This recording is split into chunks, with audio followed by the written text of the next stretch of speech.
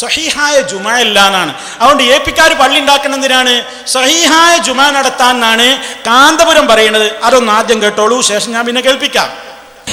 ചില ആളുകൾക്കൊക്കെ സംശയം ഉണ്ടാവും, അവിടെ അപ്പുറത്ത് പള്ളി ഇപ്പുറത്ത് പള്ളി മറ്റോടത്ത് പള്ളി എല്ലാ പള്ളിയും ഉണ്ടായിട്ട് പിന്നെന്തിനാ അതിന്റെ ഇടയിലൊന്ന്? അത് നല്ല സഹീഹായ നിസ്കരിക്കാൻ തന്നെ. ഒറ്റ വാക്കിന് മറുപടി, സഹീഹായ ജുമഅയും ഖുതുബയും നടത്തി നിസ്കരിക്കാൻ തന്നെ.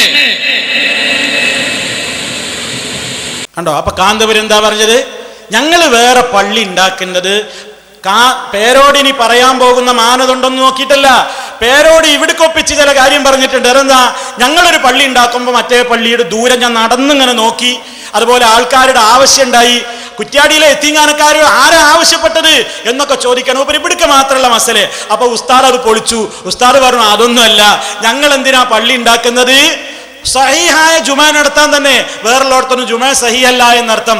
എന്നാൽ പേരോട് ഇവിടത്തേക്ക് വേണ്ടി ചില ന്യായീകരണങ്ങളൊക്കെ കുറ്റ്യാടി എന്ന് പറഞ്ഞിട്ടുണ്ട്. അവർ പള്ളി ഉണ്ടാക്കുമ്പോൾ ചില മാനദണ്ഡങ്ങളൊക്കെ നോക്കലുണ്ട്, മറ്റുള്ളവർ അതൊന്നും നോക്കാതെ ഉണ്ടാക്കുന്നത് എന്ന്. എന്നിട്ട് ഞാൻ പറഞ്ഞുതരാം, അവർ മാനദണ്ഡം നോക്കിയിട്ടാണോ രാജ്യത്തൊട്ടാകെ പള്ളി എടുക്കുന്നത്. കേട്ടോളൂ, അപ്പൊ അതൊന്ന് പെട്ടെന്ന് കേൾപ്പിക്കും. ഈയങ്കോട് മഹലിൽ അവിടുന്ന് 2-2.5 കിലോമീറ്റർ പോലും പള്ളി. അപ്പൊ ഈയങ്കോട് മഹലിലുള്ള ഒരുപാട് ആളുകൾ നിവേദനം തന്നു ഇവിടെ ജുമ സ്ഥാപിച്ചിരണം. ജുമ അത്രയും ദൂരാവുമ്പോൾ ഒരു പ്രദേശത്തിന്റെ 2 നിലക്ക് ജുമ പറ്റും.